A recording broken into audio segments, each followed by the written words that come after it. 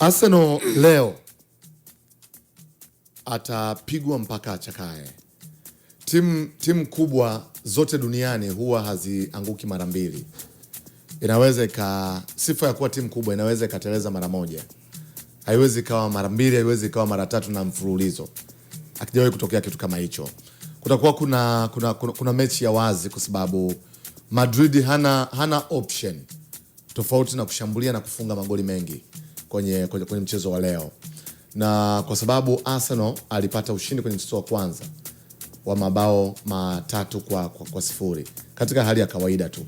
Unajua Arsenal leo hii kama zaidi ya 75% wataenda kukaa nyuma yao ya mpira, waweze kujilinda, wa close, wamalize muda, waondoke zao, wafuzu kuelekea hatua inayofuata. Yes. Madrid, mimi ni shabiki wa Madrid, watu wote wanajua. Tuna timu nzuri lakini changamoto kubwa sana kwenye kujilinda. Shida kubwa ya Real Madrid ipo kwenye defense.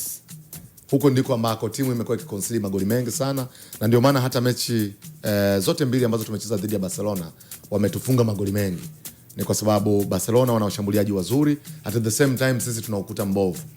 Lakini kwenye advantage itakuwa moja tu kwenye mchezo huu wa leo. Arsenal hatakuja kushambulia kama ambavyo alikuwa. Hapana, Arteta hajasema hivyo. Amesema anakuja kuwin the match. Nisikilize, kwani hizo mechi hatuzione kila siku? Haya. Arsenal atataka kwenda kucheza kwa sababu anamtaji tayari wa magoli 3 na hii ni knockout.